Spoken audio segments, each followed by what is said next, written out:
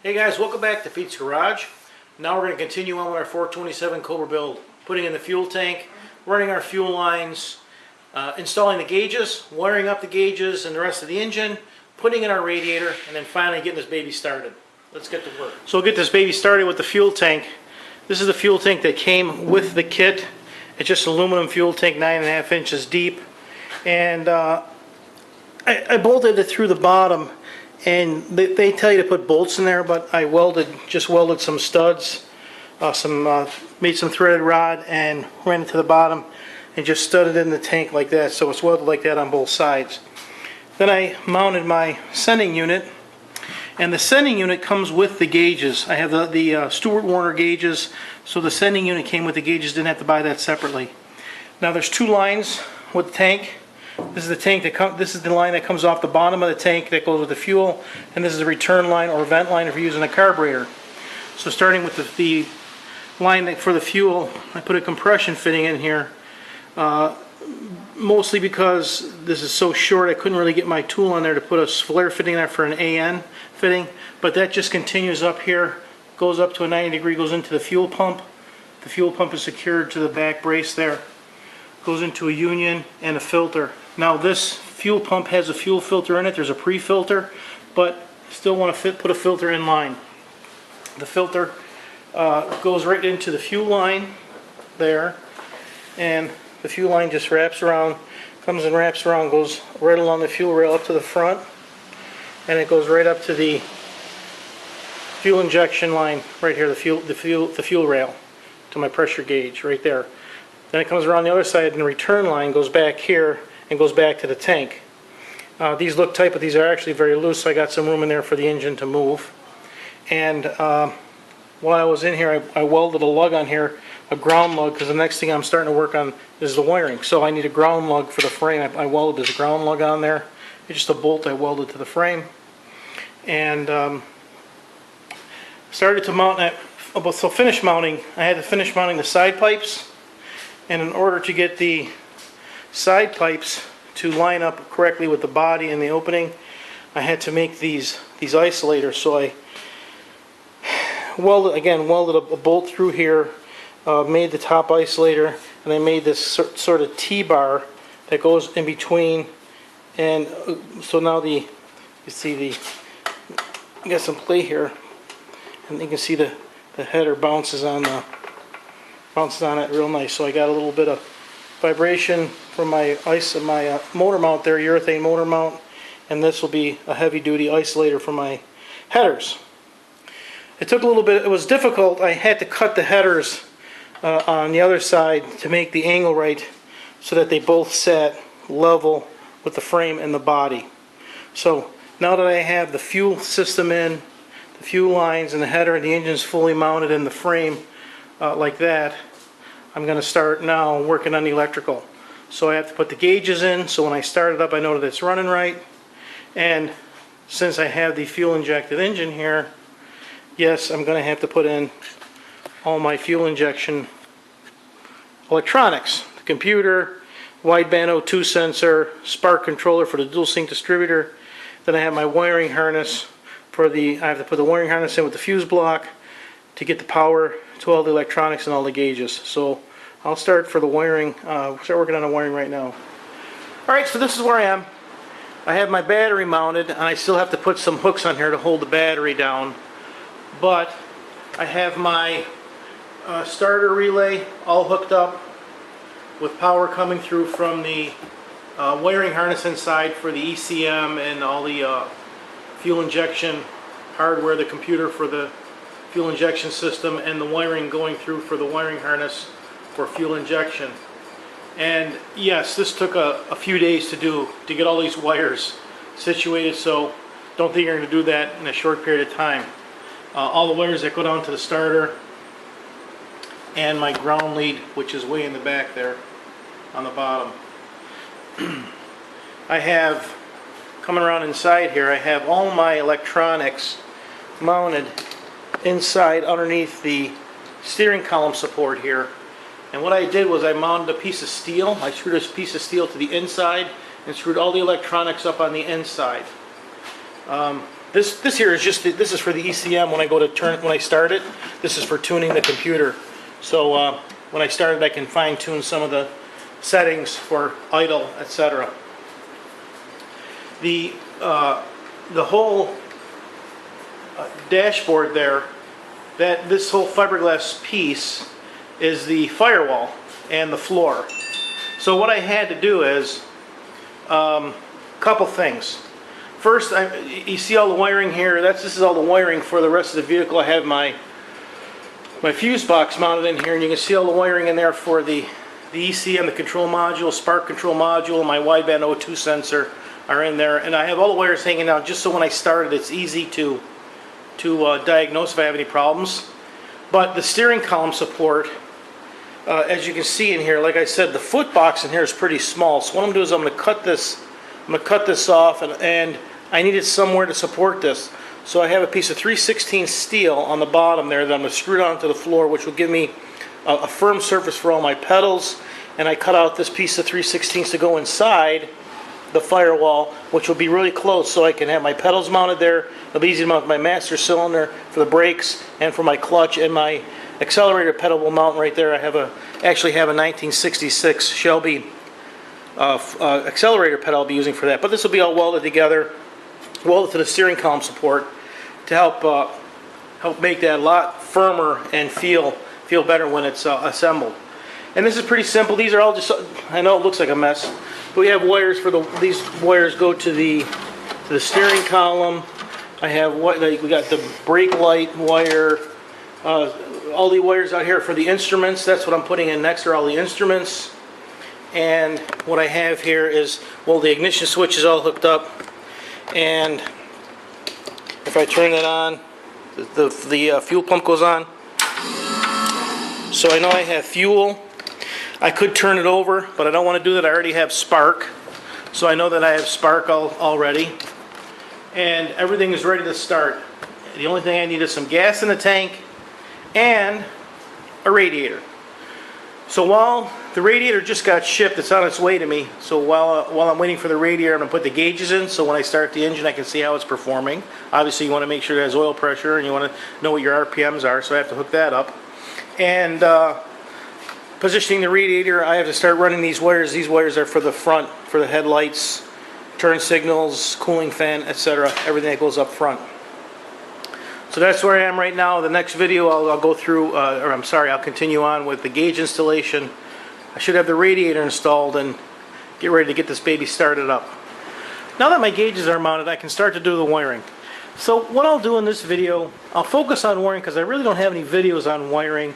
So let's wire up the gauges. I'll show you how to do some wiring to make sure that when you do it, it comes out right the first time and you don't have to worry about either burnt wires or gauges not working. Now the first thing I did, of course I have my fuse box installed with all my wires. And the easiest way to do a wiring job is you want to keep the wiring separate as much as you can. For example, I have all my wires here. These are all the wires that go to the gauges. These will be the wires from all the sending units, the power for the lights, the power for the gauges, this all in this group. Over here I have all my wires that are going to go to my lighting switch. So I have my headlight switch. All the wires are going to go to the light switch. I have those separate. And then all of the wires that are going to go to the steering column are separate.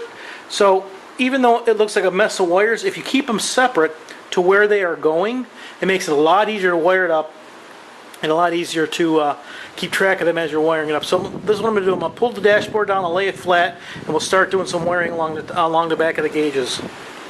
Alright, now, when you start your wiring, first of all, neatness counts when you do wiring. So be as neat as possible. Don't try and bunch wires up, cross them, and get them all mixed up. So neatness counts. Have a bunch of 18 gauge wire available, red and black, so you can hook things together. Make sure you have plenty of your whatever connectors you're going to be using, whether it be crimp-on or solder-on connectors. I use both. Have that. And I'm using a quick wire harness that's made by Quick Wire.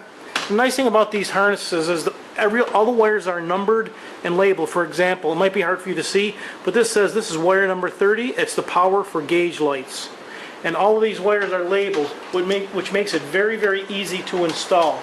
So since I have all these wires, what I'm going to do is I'm going to run all of my signal, or which is the signal for the gauges, the temperature sensor, the oil pressure sensor, all the gauge for the fuel gauge, all that stuff is coming through here. I'm going to hook all of these wires to the appropriate gauge just to get these out of the way, because they are kind of messy before I wire all the gauges together, the pluses and minuses, positive, negatives.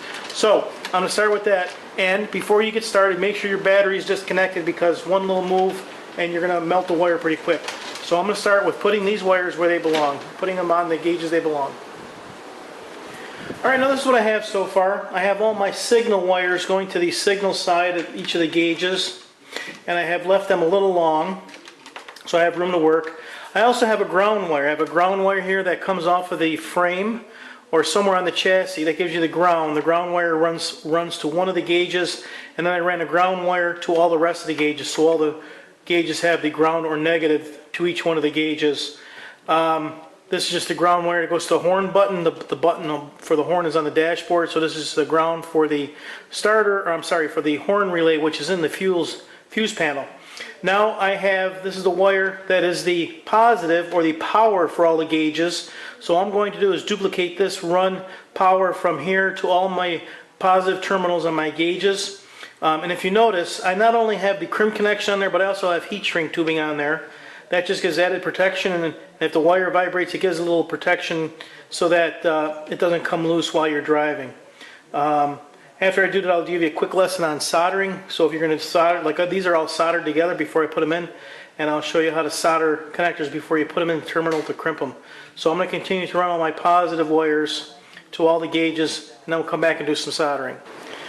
Alright, when you're doing your electrical work, you might have to do some soldering, or soldering, as some people have commented on my post before about soldering, but it's called solder. Anyway, you have two different types of irons. You have a soldering gun like this, and basically you just plug it in and pull the trigger, the tip gets hot, and you solder. The problem with something like this is you don't have control of the temperature. It's just you pull it, it gets hot, and then you're stuck with the temperature that the gun is rated at, how many watts. I prefer to use a solder iron. Now this has an adjustable temperature on it, on and off, so you can adjust it for the gauge wire you're using. And difference is just an iron just like this. They're different size tips. You can have real pointy tips or flat tips depending on what you're soldering.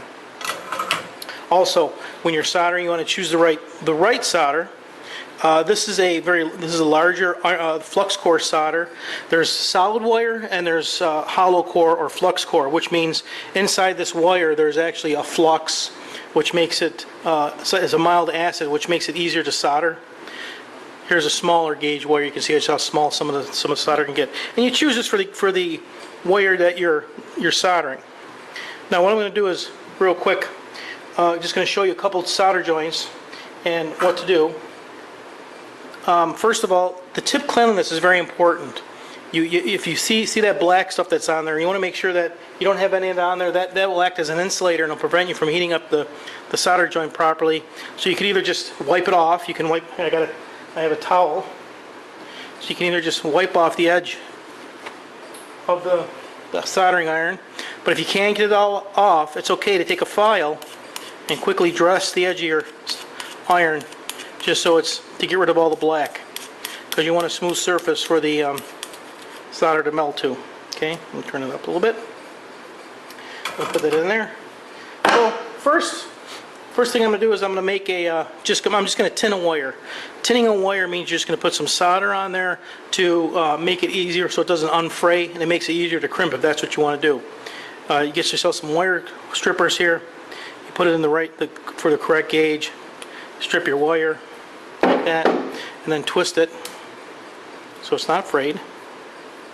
And what I'm going to use here, I'm going to take this, I have some soldering paste. You can buy that at Home Depot. It's just a paste that acts as like a flux. And what I'm going to do is I'm going to just I'll tin this wire. Let me get a little closer here. Okay, now the first thing I'm going to do is I'm just going to tin this wire. I'll just bring my iron here. I'll melt some solder on the edge of the iron, touch it to my wire, hold it there for a couple seconds, and there. Completely tin that wire. Take a look at that. So you can tell that it's properly tinned when you see how shiny it is and that it's completely encased in solder. Okay, that's number one.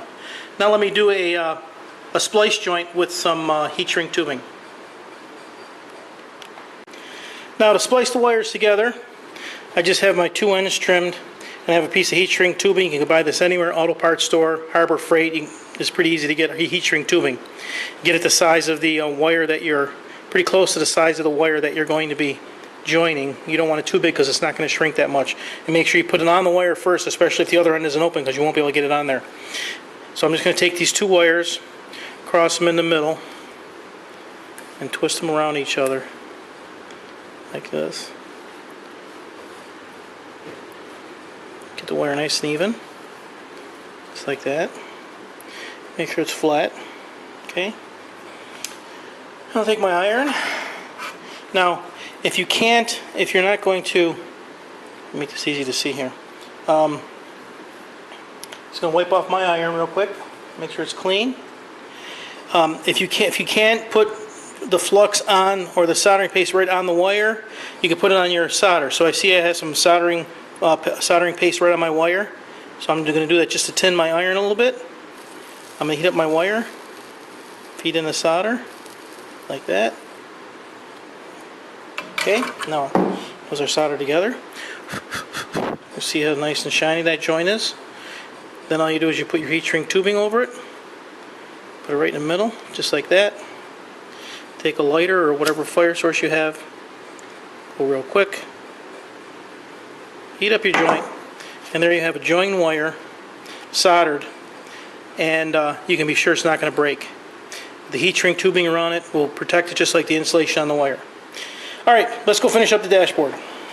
Alright, now, I have all the wiring complete.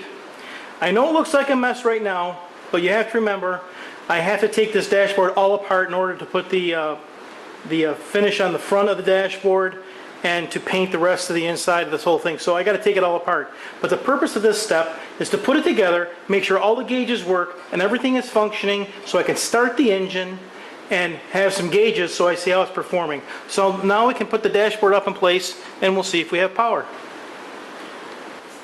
My battery is connected. Nothing smoked, so I know I'm good.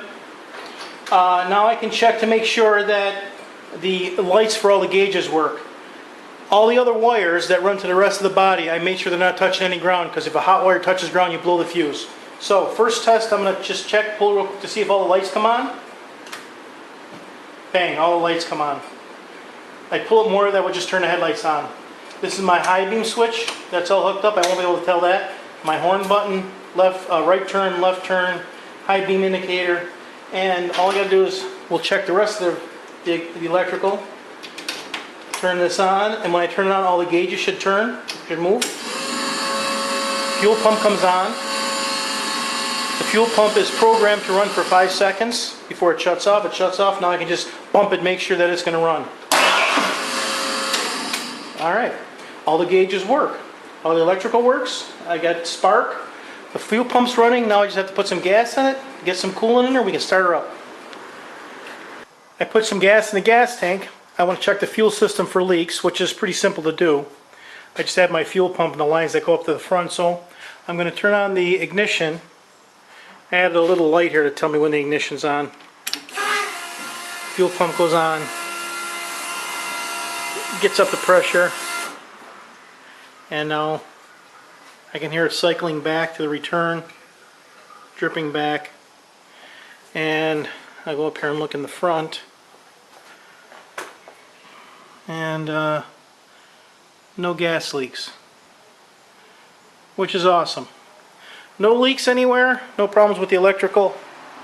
Dashboard is all set, and my gas gauge is working. So I know my gauges are working. Power's hooked up right, and the ground is all connected. I also added my little power light there, my windshield wiper switch. I added that. Oh, my horn, I put that in nice and loud so you can hear that over the pipes. Now all I have to do is put the radiator in for a cooling system, and the one I got doesn't fit perfectly, so I have to do some fabrication in here to get this radiator to fit. You can see that it's got to be cut, trimmed. Those rails got to be cut a little bit. Then I can get the radiator in there. Once that is ready to go, I'll hook it up and we'll get it started. Of course, there isn't the perfect radiator that's going to fit in there exactly the way it needs to fit and do the cooling that I need it to do. I had to do some modification to the rail here. I'll have to fix that up and do some fabrication, fill it in with some metal. And I had to make some custom brackets to hold the radiator. But it's held in place right now. I have the clamps on there. And I also had to work with I had a radiator hose that fit normal for the top, but the lower radiator hose, you can see, in order to make it work right, I had to kind of snake it between the rack and pinion and the cross member. So I'll cut a relief in that cross member and weld it up so the hose has a nice smooth pass to go to the bottom of the water pump. And the reason I did this is because a couple things. First of all, I could have the water hose exit this side of the water pump, but if it came down here, it would interfere with the rack and pinion. So I couldn't have my bottom outlet for the radiator be down there. So it had to be on the passenger side and also on the driver's side. So that really limited my radiator choices and wanted to be big enough for this. So I have the radiator all hooked up. I have it filled up with coolant and there are no leaks. So I'm sure that I will not have any problems with leaks. But a little more fabrication to do and that'll be set. I'll do that after I get it started. Alright, we're ready to fire up. I have my computer set up, hooked up to the EFI system, the DFI Gen 7 system. I'm ready to go. I'm online to the computer. I have power to all my gauges. I checked, I have oil pressure, coolant, everything is functioning correctly. All the electrical is working, the fuel pump is working. And get my fuel pressure. Now I can start it up and we should have no problems. Should start right up.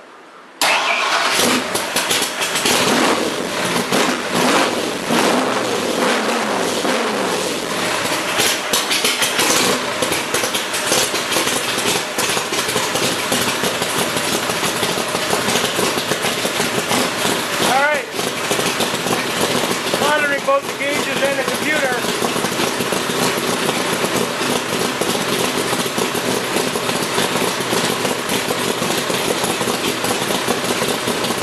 Monitor this until the coolant temperature comes up.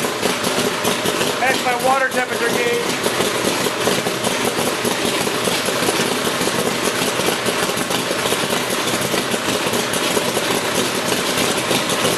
Take a look around front.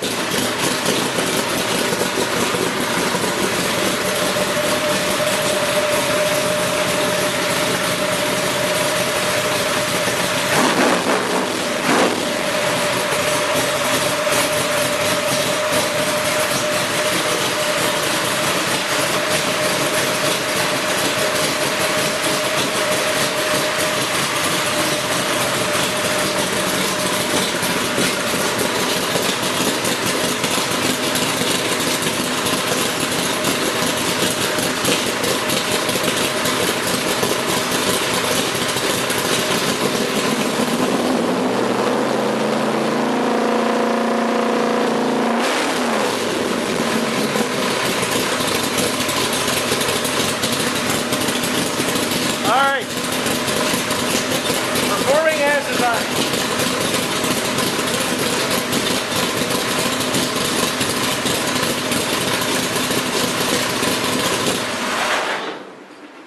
Alright, so it runs, starts up, I got all the pressures, got everything set up. Now I can do some fine tuning.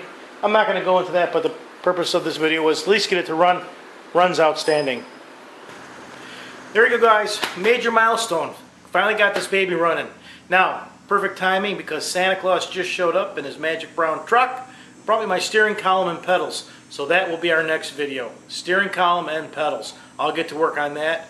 And thanks for stopping by Pete's Garage.